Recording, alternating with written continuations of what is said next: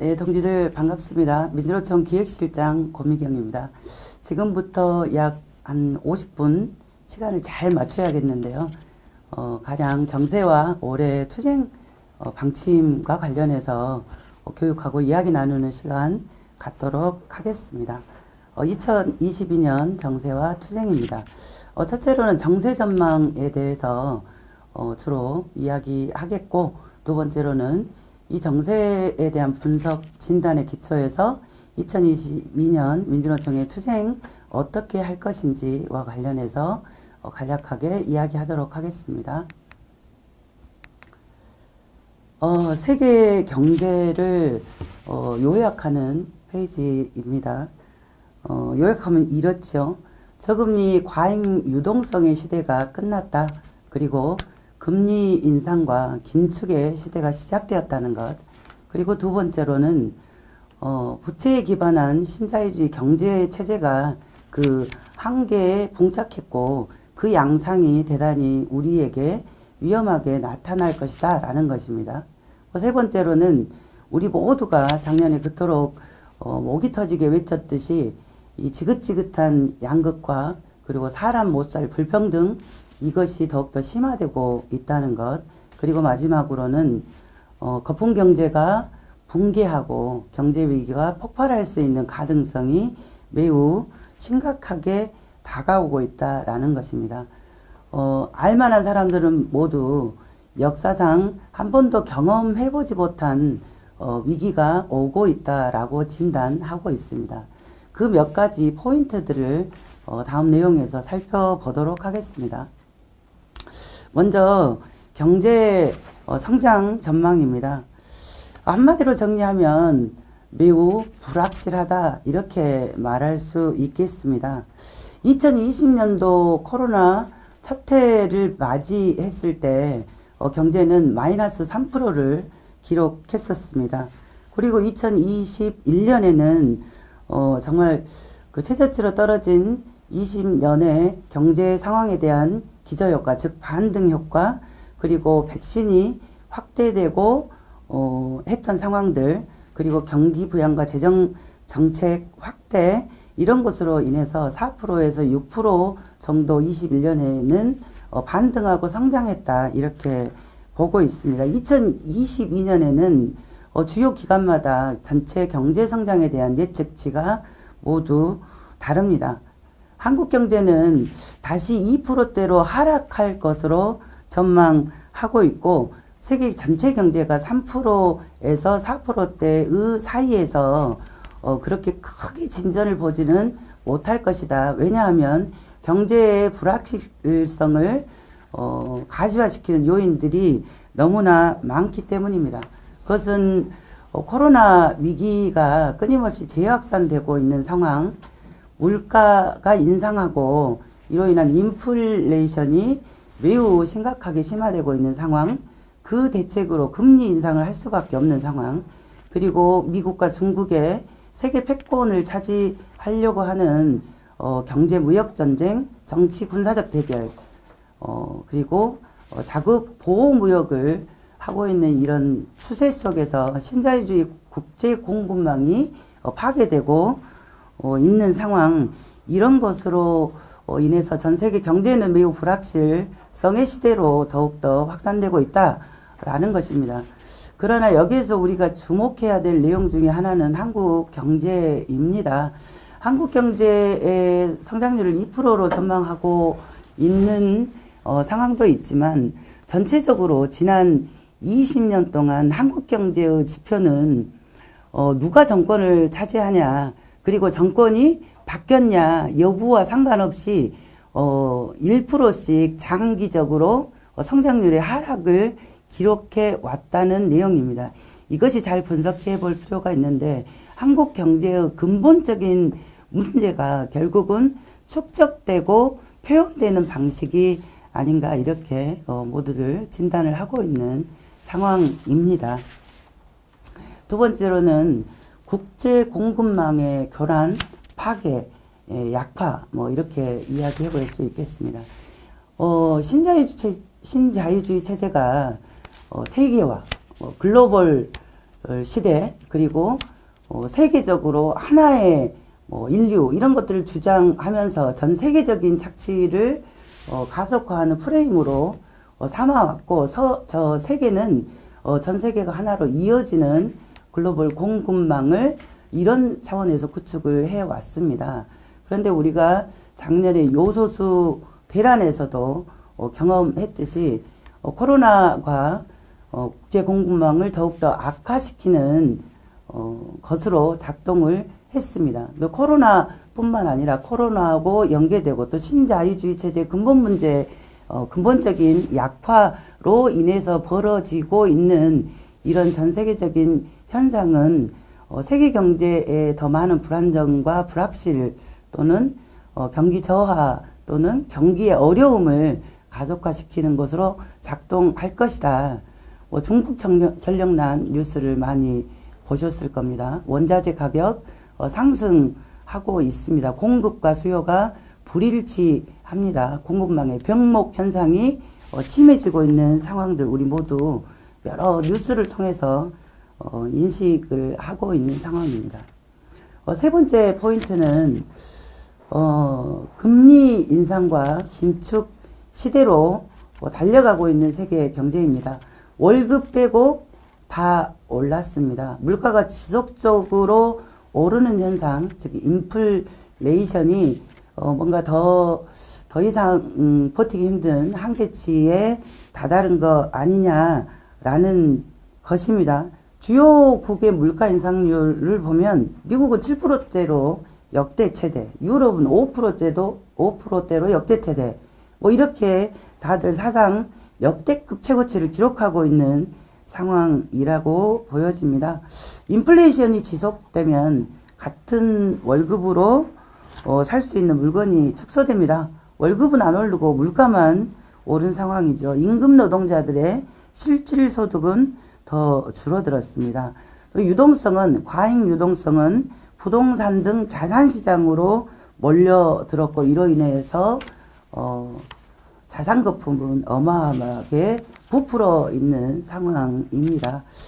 금리 오르면 인플레이션에 대응하기 위해서 통화를 회수하고 금리를 인상하게 될 수밖에 없습니다. 금리가 오르면 어떤 현상이 충격적으로 연쇄작용으로 일어나는가 라는 거 우리 많이 토론했을 거라고 생각합니다. 미 연준은 처음에는 3회 정도 연간 인상하지 않겠느냐라고 전망했지만 최근에 나온 이야기로 보면 최대 7회까지 연간 금리를 올릴 것으로 예측되고 있습니다. 선진국들이 금리를 인상하면 달러 가치가 높아지겠죠. 그러면 신흥국의 화폐 가치는 하락합니다. 외투 자본이 선진국으로 이동하게 되는 현상이 나타나게 되죠. 통화 가치가 하락하면 한국은 수입 가격이 상승해서 수입 물가, 소비자 물가의 연쇄 상승이 예견되는 경제 충격파가 있을 것입니다.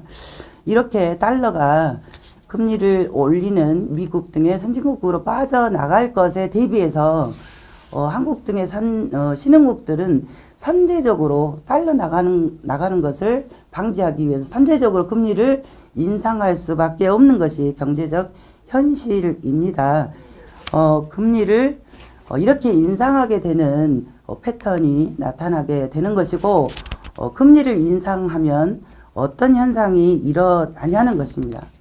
자산 거품 꺼지게 될 것이라고 봅니다. 위험자산 가치가 급락하고 부채 위기가 발생하게 될 것이라는 것이 전형적인 예측입니다.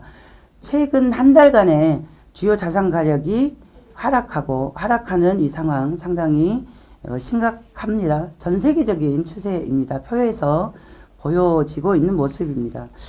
생계형 대출로 부채가 증가한 소득 하위층, 그리고 청년층과 영세 자영업자가 줄을 이루고 있는 표에 보시는 바와 같이 고위험 대출군이 금리가 인상되면 어떤 상황에 빠질지 불을 보듯 뻔합니다. 고위험 대출군이라고 하는 것은 지불 능력이 매우 취약하다는 것을 반증하는 것이지요. 금리가 인상하고 부채에 기반한 자산 거품도 빠지고 부채에 기반한 경제 성장은 한계에 봉착할 것이다 라는 것이 이 페이지의 내용입니다. 국제결제은행 BIS라고 하죠. 국가가 감내할 수 있는 가계부채의 수준을 GDP 대비 85%로 이야기하고 있습니다. 미국은 2008년에 98%까지 부채가 상승해서 결국 서브프라임 모기지 사태라고 이름지었던 금융위기가 폭발했습니다. 포르투갈이 92%, 스페인이 86%에서 금융위기가 터졌던 것이 현실적인 경험입니다. 한국의 가계부채는 GDP 대비 105%, 104%, 105% 이렇게 이야기되고 있습니다. 부채 증가 속도는 전 세계적으로 1위입니다. 그런데 문제는 한국은행의 가계부채 통계 기준에는 중요한 부채의 통계가 빠져 있습니다. 개인사업자 부채, 임대보증금 등이 부채 통계에 빠져 있습니다. 이 부채를 합하면 금액이 어떻게 될까요? 3,170조에 해당한다는 것입니다. 이것은 GDP 대비해서 179%에 해당하는 부채율입니다. 상당히 심각하다는 것을 반증해 주고 있죠. 통계 수치에 은폐하는 방식으로 경제 상황이나 또는 정치적 상황을 가리우는 술수, 자본가와 정권들이 많이 쓰고 있는 수법이라는 거 우리가 잘 알고 있습니다. 제2금융권의 가계성 법인대출도 531조에 달해 매우 심각한 상황이다입니다. 한국은 당장 경제 위기가 터져도 전혀 이상하지 않는 상태다라는 것이고 지금 대선이 진행이 되고 있는데 소위 말하면 대선까지는 어떻게든 버텨라 라고 부양책을 여전히 유지하고 있고 대선 가도에서 다가올 경제 위기에 대해서 그 어떤 유력 보수 여야 정치 후보들도 이야기를 하지 않고 있는 상황입니다. 왜? 대선에 대한 유불리 때문이라고 보여집니다. 세계적으로 불평등이 심화되고 있다는 것은 두말하면 잔소리일 것 같습니다. 지난해 내내 불평등이 문제다. 이렇게 억울하고 지긋지긋한 불평등 바꿔내자는 이야기, 세계적 추세다, 한국의 심각한 문제다라는 이야기 많이 했습니다. 올해 역시 다름없이 죽음을 부르는 세계 불평등 보고서에서도 이 수치가 적나라하게 드러나고 있습니다. 세계인 99%의 소득이 감소했다. 전 세계 1억 6천만 명이 빈곤층으로 전락했다. 이 와중에 10대 부자들의 자산은 2배 이상 증가했고 한국은 21년 경제 성장률이 4%대다 이렇게 이야기하지만 이것은 K불평등, 한국형 불평등, 양극화 성장 이것을 보여주는 불평등의 수치에 불과하다라는 것이 정설입니다. 한국 경제는 더더군다나 재벌 대기업 주도의 수출 중심, 대외 우정 경제 체제로 유지해왔습니다. 그 한계에 봉착할 것이다. 올해는 그것이 더욱더 극심하게 나타날 것이고 그 지표는 지금 보여지고 있다 이렇게 볼 수 있겠습니다. 재벌 대기업의 매출과 그들의 배당 잔치, 특히 우리나라 기업들의 외국 자본 점유율이 상당히 높은 조건에서 국부는 외국 글로벌 투기 자본에게 배당되고 있는, 즉 땀 흘려 일하는 우리나라 노동자 민중들의 땀의 대가가 자본가들, 국제 자본가들에게 흘러 들어가고 있는, 수탈당하고 있는 현실 말하기도 이제 지겨운 내용이라 생각 듭니다. 한국 경제는 소수 대기업 위주의 수출 주도 경제다. 이것을 자랑 삼아 이야기해왔던 정권과 자본들의 입을 닫게 하고 싶지요. 세계 경제의 장기 침체, 무역 전쟁, 디지털 전환과 코로나 충격으로 무역 수지가 감소하고 있습니다. 최근에 역대 코로나 위기에서도 역대 최대 수출을 했다 이렇게 떠벌리고 있지만 수입 또한 역대 최저치였습니다. 그래서 전체 무역 수지는 1월에 적자를 기록했습니다. 외부 변화에 취약한 대외 의존적 경제 구조는 세계적 경제의 불안정 상황에 더욱더 취약해질 수밖에 없는 구조이다. 아까 쭉 이야기했던 전체적인 불안정 요인 매우 흔들릴 것이다 라는 것이 전망입니다. 근본적인 수술을 하지 않으면 안 되는 한계에 봉착했고, 그리고 한국 경제의 위기 상황은 총체적이고 민생의 위기는 매우 구조적이고 고착화되는 양상으로 나타났다라는 것입니다. 비근한 예로 영업이익이, 한 해의 영업이익이 갚아야 할 이자보다 낮은 기업, 그리고 이것이 3년 이상 지속되는 기업을 한계 기업이라고 합니다. 이 한계 기업이 중소기업 전체의 50% 이상을 육박한다라는 것이 통계이고, 전체 기업 통계의 20%를 차지한다라는 것이 현재 우리 기업, 아까 이야기했던 가계부채의 문제 등 총체적인 경제위기의 상황에 내몰려 있다, 이런 것입니다.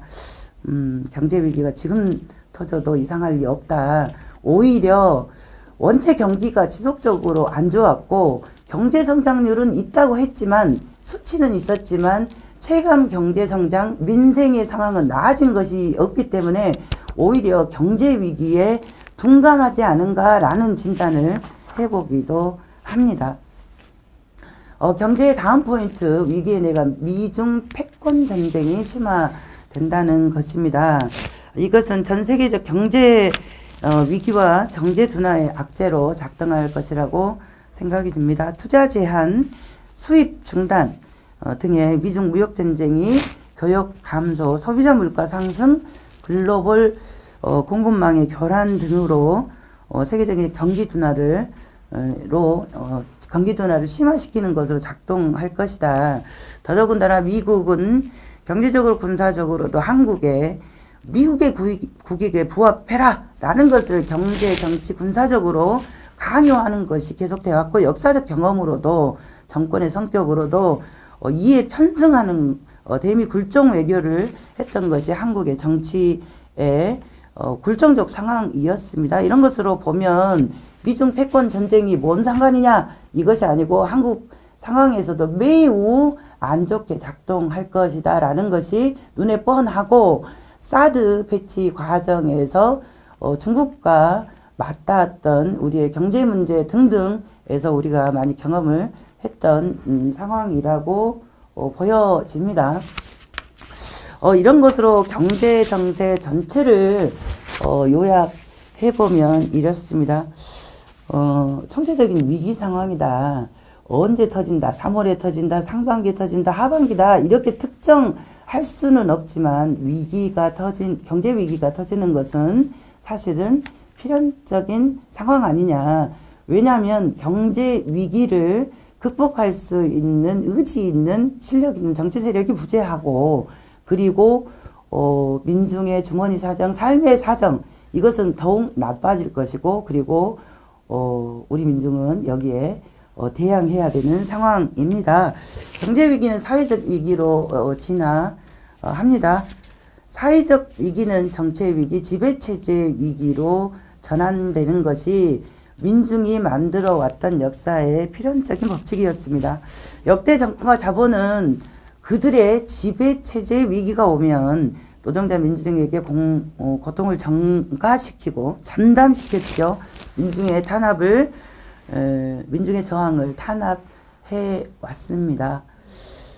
경제 위기의 고통이 민중에게 전가되면서 착취와 수탈 체제는 더욱더 심화되어 왔던 것이 지난날 투쟁했으나 우리가 목격했던 현실입니다. 우리는 지난 시기를 교훈 삼아서 경제 위기, 체제의 위기를, 이 썩어 빠진 이 불평등, 이 체제를 근본적으로 교체하는 기회로 삼아야 된다라는 것이 민주노총의 정세 분석의 결론입니다. 우리가 들고 있는 체제 교체 구호, 근본적으로 싹 다 교체해야 된다라는 것이 이러한 진단에서 비롯된 것입니다. 이것을 담보할 수 있는 가장 강력한 힘은 민주노총이다. 노동자 민중이다. 라는 것이고 우리 투쟁이 이것을 담보할 수 있는 즉 체제교체의 새로운 시작의 한 해를 만들어가는 것이 되어야 한다라는 것이 시대적 사명이자 노동 계급에게 부여된 역사적 임무다, 책무다 이렇게 생각이 듭니다. 이런 와중에 세계적인 체제 전환의 흐름 또한 우리가 짚어볼 수 있습니다. 독일 시민들이 부동산 기업의 주택을 몰수하는 주민 정치 운동을 벌였고 성과를 이루고 있습니다. 칠레에서는 가스요금 반대 운동을 시작으로 지난한 칠레 민중의 투쟁을 반영한 35세 사회주의자가 대통령으로 당선되었습니다. 브라질도 선거를 앞두고 있고 당선이 예측되고 있습니다.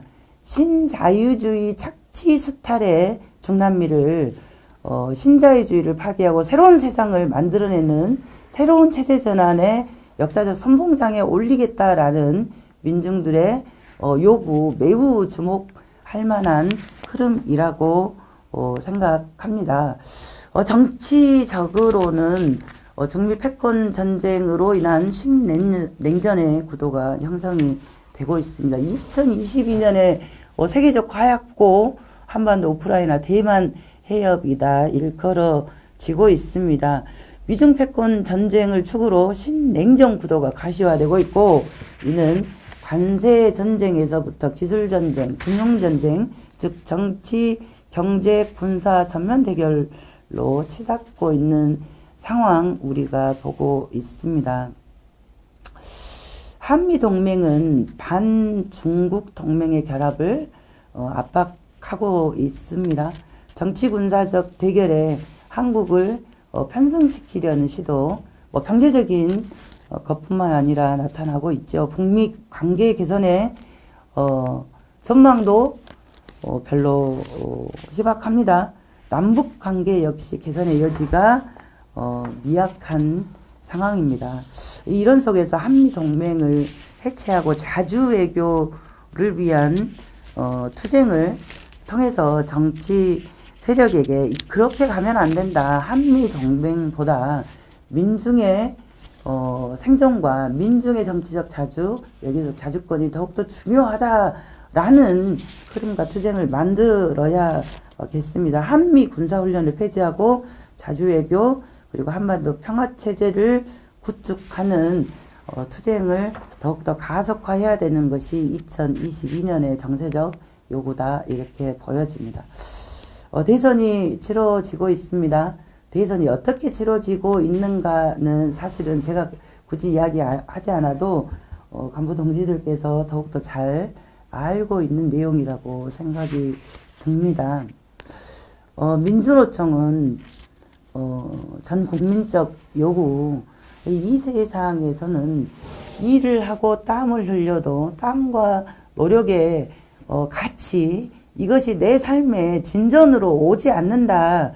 이 지긋지긋한 체제를 바꿔야겠다라는 것이 국민적 시대적 요구라고 판단하고 그 시대적 요구, 역사적 책무를 다하기 위해서 체제 교체를 우리 투쟁의 가장 중요한 슬로건이자 성격으로 들었습니다.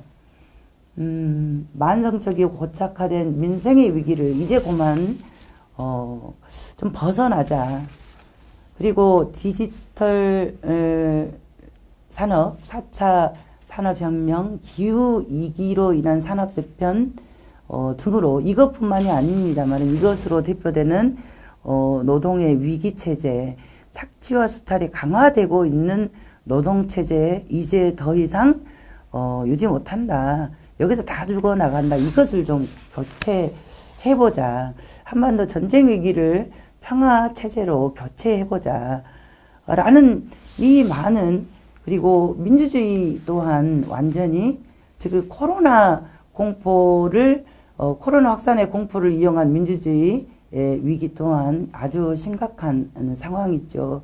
이 모든 체제의 불합리와 문제점 이것을 교체해보자라는 것이 내용이고 사실은 이 구체적 내용이 우리의 투쟁과 우리의 요구로 담보되고 있습니다. 그런데 대선에서 소위 말하면 당선이 가능한 유력 후보들은 그것을 전혀 이야기하지 않고 있는 상황입니다. 전환기의 정책 비전이 실종되었습니다.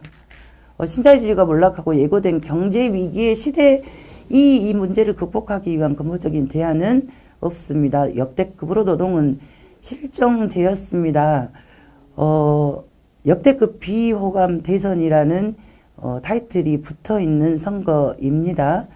그리고 대통령 후보의 부인들의 리스크, 가족 리스크가 무슨 실시간으로 TV만 켜면 나오는 정말 보고 싶지 않은 뉴스, 연이어서 벌어지는 실언, 망언, 이 실언이라고 볼 수 없는 정말 이 실력 이하 거의 무능을 맛볼 수 있는 이런 망언들, 비리, 비위 뭐 이런 것들이 난무하고 있는 대선입니다. 이 대선에서 언론에는 여야 기득권 보호 체제로 작동해왔던 여당, 야당만 보이고 있죠. 거의 구색 맞추기식으로 진보정당 후보 잠깐 보여주는 상황입니다. 판짜기 선거가 진행되고 있다 이렇게 볼 수 있겠습니다.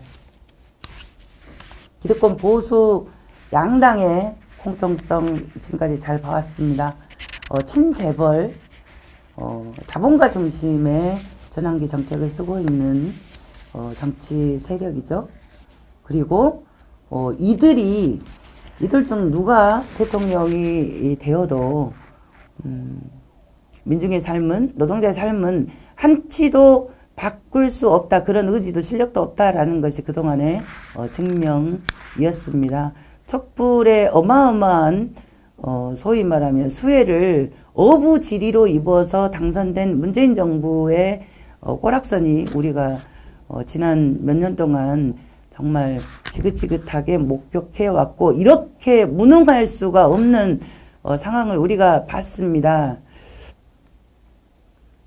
기득권 보수 양당 정치체제, 이 후진적이고 폐악적인 민중들에게 도움이 1도 안 되는 이 정치체제를 바꿔야 합니다. 이것을 바꿀 수 있는 유일한 힘은 노동자, 민중이 스스로를 자력으로 정치 세력화해서 정치적 힘을 갖는 것이 유일한 대안이다. 이렇게 생각됩니다. 민심은 높은 정권 교체 여론을 통해서 이 정치 세력은 안 된다. 다만 새로운 정치적 대안이 지금의 진보 정당으로 부각되지 못한 상황으로 인해서 반사 이익으로 박근혜 퇴진 탄핵 투쟁에서 촛불항쟁에서 다 소위 말하면 죽어갔던 극악 보수 세력들을 윤석열을 국민의 힘을 다시 부활시킨 이런 모습을 보고 있는데요. 우리가 노동자 민중의 새로운 정치적 대안으로 어떻게 등극하느냐, 그것을 당장 다른 보수 정치 세력이 기대지 않고 우리 논에 물대고 우리 거, 우리 힘, 우리가 어떻게 만들어 나가느냐, 이것이 매우 중요한 시기다 이렇게 보여집니다. 노동 정세를 살펴보겠습니다. 고용 상황입니다. 고용수치 실업률은 회복됐다 이렇게 이야기하지만 그 질은 현격하게 하락되었습니다. 역대급 수치로 비정규직이 증가했다 알 수 있습니다. 확장 실업률, 체감 실업률은 수치에서 표현된 거하고는 말로 다 할 수 없습니다. 청년 실업률 등 매우 높다 이런 겁니다. 그리고 실업률이 좀 나아졌다고 하지만 이 실업률은 사실은 나쁜 일자리, 단기 일자리, 임시 일자리의 증가다 그 내용을 차지하고 있는 상황입니다. 고용이익이 양상은 역시 요즘에 K가 유행인데요. 고용 양극화 또한 K자형이다 이렇게 보겠죠.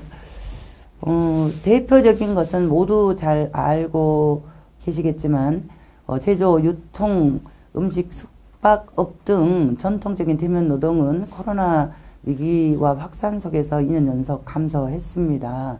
즉 해고되었고 일자리가 줄어들었다는 이야기죠. 플랫폼 산업이 급성장했습니다. 플랫폼 독과점이 소위 말하면 자본의 재편 양상이지요. 플랫폼 독과점이 형성되면서 플랫폼 노동자들이 66만으로 증가했다는 것입니다. 플랫폼 노동이 소위 말하면 질 낮은 일자리로 대변되고 있다라는 것을 모두가 알고 있는 상황인 것 같습니다. 기후위기 그리고 디지털 기술 변화로 인한 산업 재편으로 대규모 구조조정이 예측되고 있고 이미 시작되었다. 그러나 일자리를 빼앗기고 있는 상황에서 일자리는 감소하고 빼앗기고 질 낮은 일자리로 대체되고 있는 상황에서 고용 안정망은 소위 말하면 해고는 살인이다라는 것이 여전히 심각한 상황으로 우리가 인지하고 있는 것입니다. 네. 플랫폼 노동과 관련해서는 좀 전에 이야기했던 내용입니다. 한 가지를 조금 짚어보면요. 오늘은 이런 노동을 내일은 저런 노동을 한다. 청소부, 배달부, 알바생, 피부관리사라는 한 직업에 종속되지 않으면서 마음이 내키는 대로 아침에는 청소 영역을 하고 낮에는 편의점 알바를 하고 오후에는 배달을 하고 저녁에는 식당에서 서빙을 한다. 마음이 내키는 대로가 아니죠. 주어진 조건대로 일을 해내기 위해서. 노동권이 없는 플랫폼 노동의 증가, 우리 노동자의 현실과 미래를 보여주고 있습니다. 일자리의 불안정화, 노예화를 가속시키고 있는 상황이다라는 거. 연동해서 임금과 소득 양극화 또한 심각하게 나타나고 있다. 상위 10%의 소득 점유율, 전 세계적인 추세이기도 하고, 그리고 한국의 상황이기도 합니다. 조직노동, 미조직노동, 정규직, 비정규직 간의 임금 격차. 물론 우리의 탓은 아닙니다. 자본가의 노동자 전체에 대한 수탈 정책이죠. 칸막이를 만들어 놓고 10원 받는 노동, 20원 받는 노동 이렇게 만들어 놓은 것이 소위 말하면 자본가들의 착취 수탈의 방법이었고 이것은 더욱더 심화되고 있습니다. 임금 유연화 이것이 올해 이후로 소위 말하면 자본가들의 수건사업 중에 하나죠. 최저임금을 올리지 않는 것뿐만 아니라 직무급제 도입을 통해서 노동유연화는 어쨌든 IMF 이후로 우리 경제 추세로 그들이 만들어 놨습니다. 임금유연화를 전면적으로 등장시키고 관철시키려 할 거다라는 것도 예측이 되고 있는 상황에 이에 대한 투쟁과 대비 필요하다고 생각합니다. 노동조합 조직률은 아시다시피 끊임없이 증가하고 있습니다. 촛불 항쟁 이후에 민주노총의 조직률은 매년 10만 명씩 증가하고 있는 상황이다. 고용노동부 통계 2020년에 대한 통계죠. 134만 이렇게 이야기를 하고 있습니다. 통계 수치에 빠진 사람들을 노동자들을 포함하면 120만 이상이다 이렇게 볼 수 있겠습니다. 그렇게 노동조합 활동을 탄압함에도 불구하고 왜 노동조합 조직률이 높아지느냐? 그것은 노동조합을 통해서만이 우리 권리를 지키고 열악해진 우리의 소위 말하면 삶을 진전시킬 수 있다. 라는 이유 때문이고 선배 노동자들의 투쟁이 그리고 조직된 노동자들의 투쟁이 민중 속에 노동자들 속에 확산되는 이유이고 이것을 더욱더 크게 만들어야 되는 것이 우리의 과제라고 생각이 듭니다. 정세를 봤습니다. 전체적으로 경제 정세 그리고 세계적 추세와 더불어서 정치 정세, 노동 정세까지 살펴봤습니다. 어느 하나 사실은 그 긍정적인 이야기를 하기가 힘든 상당히 절박한 상황으로 내몰리고 있는 노동자와 전 세계 민중, 한국 민중들의 현실인데요. 그럼에도 불구하고 불평등 바꿔야 한다.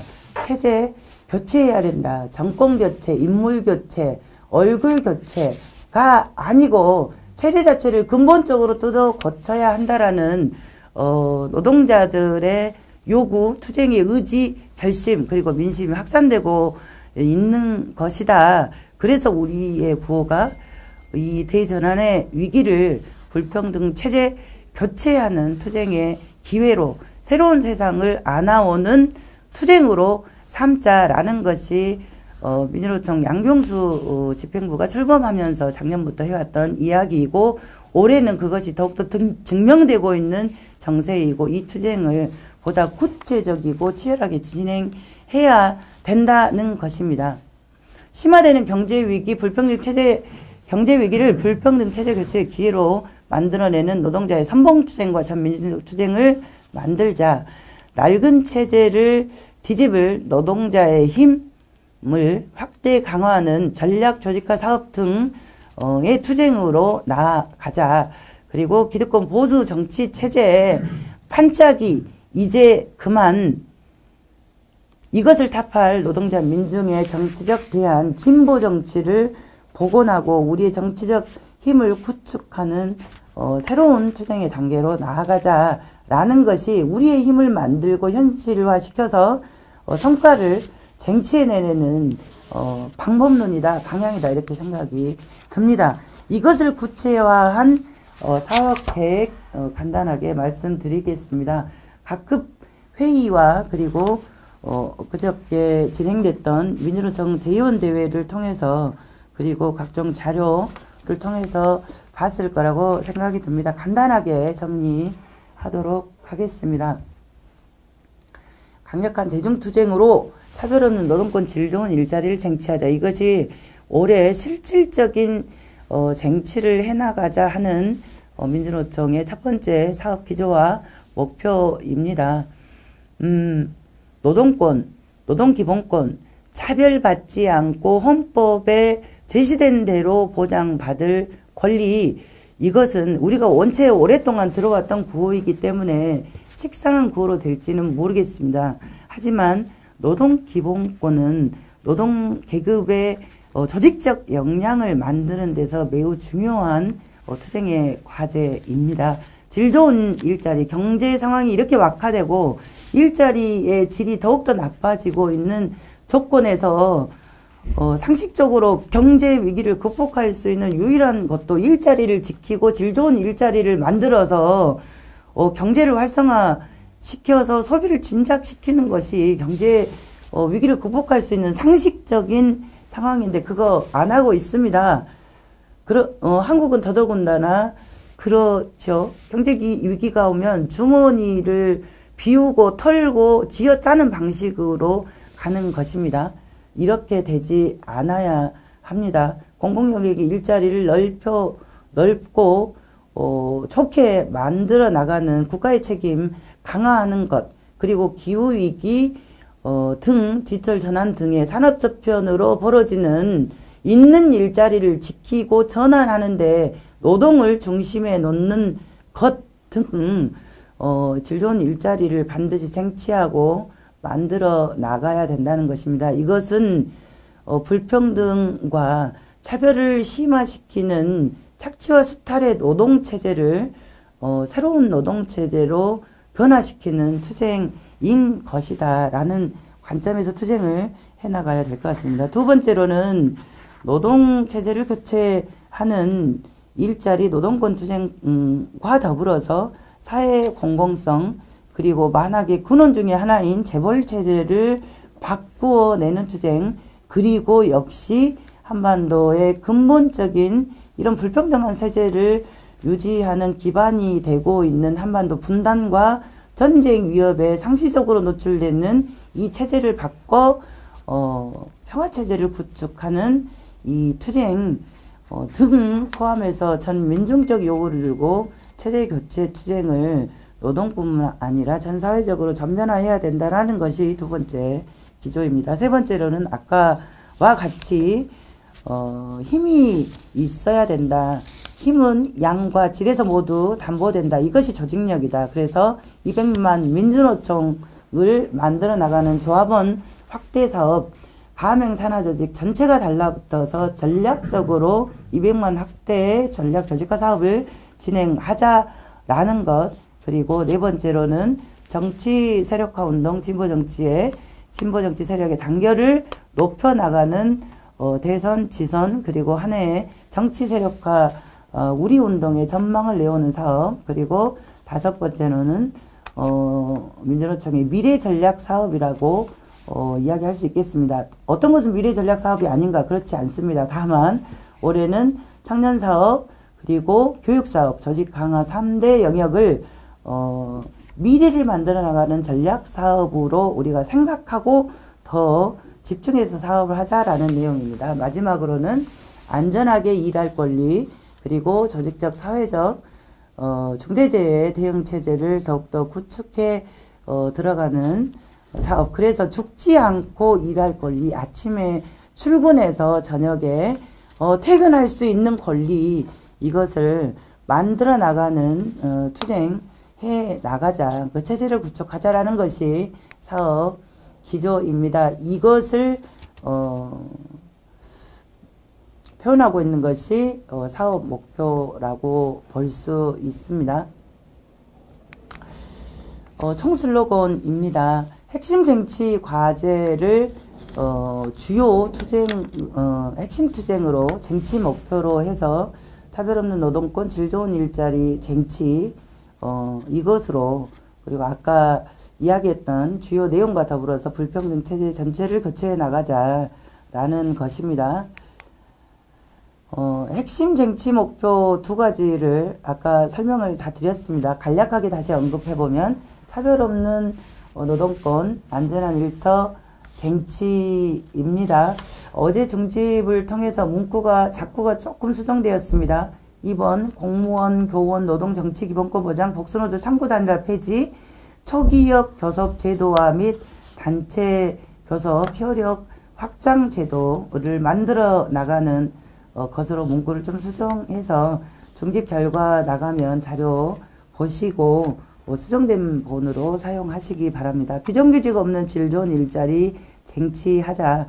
비정규직 제도 철폐하자. 민주노총의 수건 사업입니다. 비정규직을 제도화시키고 있는 이 제도적 내용, 자회사 민간위탁 철폐하고 공무직을 법제화시키는 것에 이르기까지 비정규직 투쟁의 새로운 단계, 그리고 각기 투쟁이 아니고 모아서 힘을 발휘하는 투쟁으로 만들어 보자라는 것부터 국가주도, 국가 책임의 일자리의 그 확대, 의료돌봄, 공적 자금이 투입된 기간산업, 국유화 등을 포함하고 있는 내용.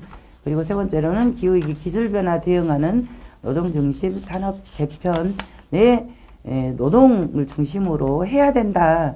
그리고 해고가 없어야 된다. 고용을 보장해야 된다라는 것입니다. 이와 관련해서는 다음 교육에서 조금 더 구체적으로 좀 언급이 상세하게 좀 되겠습니다.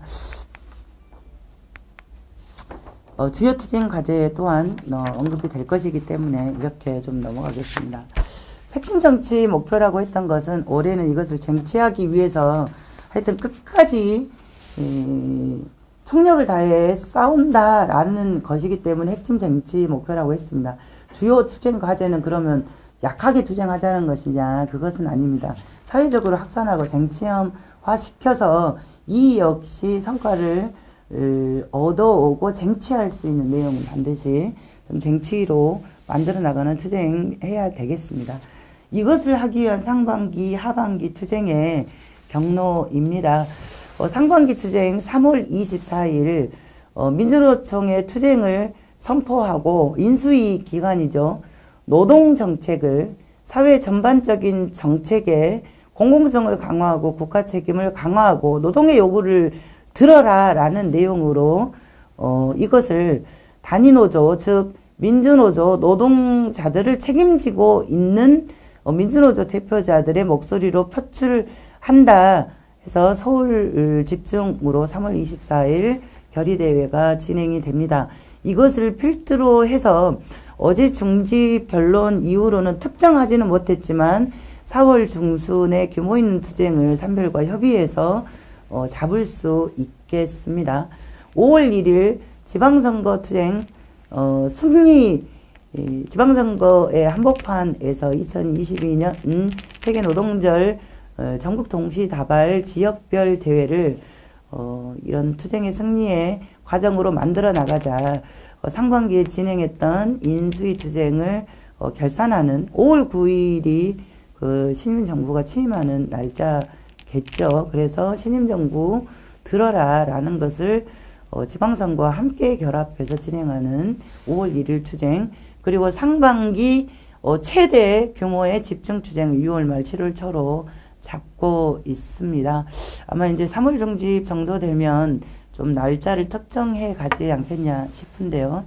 비정규직 없는 일자리, 차별 없는 노동권, 그리고 최저임금 인상을 반드시 쟁취하겠다라는 결의를 모아 전국 노동자 대회를 서울에서 치르겠다라는 것입니다. 이것이 3반기 투쟁의 흐름입니다. 하반기 투쟁은 9월 말 10월 초 핵심 요구를 쟁취하기 위한 총파업 총력투쟁 11월 총궐기 전노대 그리고 12월 끝장 본다 국회 앞에 진을 치고 국회가 답할 때까지 그리고 개혁입법 우리가 요구하는 것을 제도화할 때까지 투쟁한다의 흐름으로 상정하고 있습니다. 9말 10초는 여전히 그 산별과 더 협의하면서 투쟁 해상을 어떻게 만들어 나갈 건지 포함해가지고 고민을 해야 되고 하반기 투쟁 전체는 상반기 6월 정도에 중앙위를 진행을 합니다. 누가 대통령에 당선하느냐에 따라서 근본적인 차이는 없지만 양상 방식 이게 약간 차이가 있을 수 있겠습니다. 스타일도 있겠죠. 그래서 대통령 선거의 결과 그리고 지방선거의 결과 경제 위기의 상황 신임 정부가 밀게 될 노동정책 또는 사회정책의 핵심 여기에 따라서 하반기의 투쟁의 의제 우리가 들고 나갈 핵심 쟁취 목표 때로는 방어해야 될 수도 있고 물론 쟁취를 기본으로 가져갑니다만 그래서 투쟁 의제, 투쟁 시기, 투쟁의 상 이런 것에 대해서 기본 원안을 중심으로 하지만 상황과 정세에 맞게 재구성하고 설계하는 지난한 토론, 치열한 토론을 거쳐서 중앙위에서 확정할 계획입니다. 그래서 많은 의견 그리고 경제 상황 또는 정부 정책에 대한 진단과 연구 이런 것들이 굉장히 많이 필요할 걸로 여겨집니다. 다만 그럼에도 불구하고 시기와 상 이런 것도 약간 달라질 수 있지만 9말 10초 11월 12월 투쟁의 변곡점이 될 수 있는 우리의 투쟁 더 강하고 커져야 되면 됐지 이 기본 투쟁의 과정은 바뀔 수 있다 그러니 준비 안 해도 된다 이런 상황은 아니다라는 것들을 같이 유념했으면 좋겠다라는 생각이 듭니다. 의제별 투쟁 사업 자료도 좀 보시고 구체성 있는 사업들은 시기별로 중집을 통해서 더욱더 구체화되고 세부화되겠습니다. 어제 중집에서도 1월 중집에서 2월 4월 사업계획을 확정한 바 있지만 인수위 대응 등 남은 대선 투쟁, 인수위 대응 사업 등이 좀 더 구체적으로 정리되고 일정이 조절되어서 나갔기 때문에 자료를 반드시 꼼꼼하게 확인하는 의제별 투쟁 사업도 그렇게 좀 확인을 했으면 좋겠습니다. 노정교섭, 즉 투쟁하고 교섭을 통해서 제도화하고 라는 것이 투쟁의 기본 원리고 상입니다. 22년 교섭 누가 대통령이 되더라도 민주노총을 상대로 민주노총의 요구를 들어주는 교섭을 먼저 또는 상시적으로 또는 편안하게 상식적으로 할 리가 없다 생각합니다. 아마도 여러 가지 그들이 우리를 유도해서 우리에게 양보만을 강요했던 프레임을 사용할 가능성도 매우 높다고 생각합니다. 교섭을 만들어내고 그리고 제도화시키는 힘은 우리의 강력한 투쟁력에 기반할 수밖에 없고 원리가 그렇고 그렇게 되어야 어떤 교섭도 힘으로 강제될 수 있다라고 생각이 듭니다. 그래서 우리의 목표를 중심으로 해서 산별 연맹과 더불어서 노조와 더불어서 노정교섭을 강력하게 구축에 들어가는 것, 작년에 제대로 하지 못했던 경험 연구하고 더욱더 준비해가지고 반드시 만들어내는 과정으로 되었으면 좋겠습니다. 이러한 투쟁들을 조직하기 위해서 이와 같이 사업을 합니다. 4월 23일 비정규직 투쟁의 활로를 함께 모색하고 연구하고 토론하고 투쟁의 선봉에서 나갈 것을 결의하기 위해서 위원장이 직접 주재하는 비정규직 단위노조 대표자 회의를 개최합니다. 많은 동지들이 참가하시고 대대적인 토론과 준비가 될 수 있도록 중앙도 준비하고 지역도 함께 준비했으면 좋겠습니다. 7, 8월에는 6월 중앙위원회를 통해서 의견을 수렴하고 하반기 투쟁을 결정하면서 가명기 산하조직 순회 간담회를 통해서 내용을 풍부화하고 함께 확산하는 하반기 투쟁의 결정을 확산하는 과정, 그리고 8월 말 9월 초에는 지역본부가 함께 주관해서 청년맹의 현장 대장정 함께 만들어 나가는 투쟁으로 될 것입니다. 9, 10월 청력 투쟁을 만들어 나가는 과정이 될 것 같습니다. 되게 만들었으면 좋겠습니다. 그리고 10월 초 투쟁 이후 전노대까지 11월 전노대는 11월 12일이 될 것 같습니다. 총궐기 수준으로 해보자라는 것이 원안입니다. 대대적으로 모여서 서울 전체 지역을 민주노총의 요구, 민중의 요구로 휘날리게 만들자. 이것을 만들어내는 에너지, 이것을 비정규직 철폐 불평등 체제 교체 선봉대라는 이름의 투쟁으로 벌려내고자 합니다. 그리고 아까 기조와 목표를 담보하는 주요 영역별 투쟁 이렇게 해 나가겠습니다. 정치사업 새로운 활로를 만들어내기 위한 투쟁해야 됩니다. 시간은 조금 지났지만 한 가지 말씀드리고 싶은 것은 여러 가지 난감함과 어려움을 빠져 있을 걸로 생각합니다. 되겠어로 시작했다가 될 수도 있겠네로 노력하고 관심이 증폭됐지만 대선 후보, 진보 후보 단일화는 결국 모자랐습니다. 실패했습니다. 그 와중에 누구를 찍을 것이냐라는 문제에서 대선 투쟁도 하고 결국은 투표를 어떻게 해야 되냐라는 이야기를 해야 되는데 난감함이 있습니다. 하지만 난감함 그대로 이야기할 수밖에 없습니다. 조합원들도 다 알고 있습니다. 그럼에도 불구하고 민주당의 기대고 국민의힘의 기대는 나무돈에 물대주고 소위 말하면 우리를 거의 개돼지 취급하는 기득권 보수 체제에 보수 양당에 투표하지 말자라는 것부터 비록 나눠져 있지만 진보정당 대선 후보들에게 투표해야 된다. 그리고 이것이 얼마나 부족하고 미흡한 그 방향이긴 하지만 이렇게 해서 우리 거 만들어 나가자라는 적극적인 조직사업, 투표사업 해야 된다고 생각합니다. 지방선거는 좀 더 나아지겠지만 여전히 진보정당이 여러 개인 조건, 당장 극복할 수 없는 상황인데 이것을 이유로 정치사업 못한다라는 것을 깨는 것부터 시작해야 된다. 그리고 향후 정치방침을 수립하고 진보의 단결을 만들어서 진짜 제 맛깔나게 진보 정치 해볼 수 있는 조건 지금부터 만들어 나가자. 언제나 시작은 있고 모든 불꽃은 1점에서 시작한다는 것을 다시 한번 교훈 삼아서 사업했으면 좋겠다 생각합니다.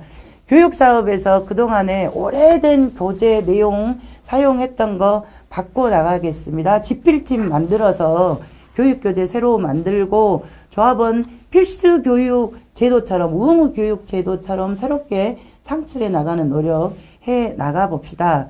전략 조직화 사업, 조직 강화 사업 많은 토론이 되었습니다. 그리고 아까 이야기했던 청년 사업, 중대재해 대응 사업, 통일 사업, 연대 사업에 이르기까지 어느 하나 유실할 수 없는 사업 있습니다.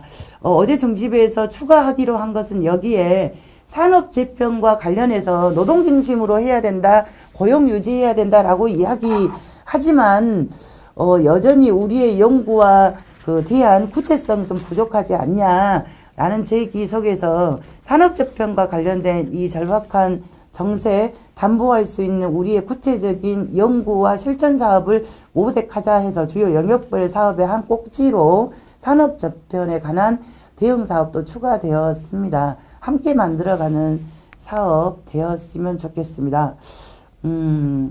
전환기의 시기, 우리의 결심과 우리의 돌파 투쟁만이 전환기를 우리에게 기회로 만드는 투쟁 만들어 나갈 수 있다고 생각합니다.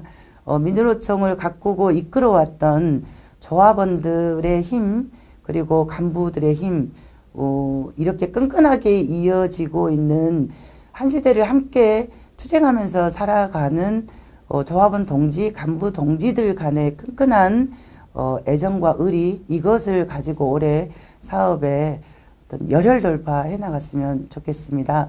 조금 길어졌음을 양해 바랍니다. 이상으로 마치겠습니다. 고맙습니다.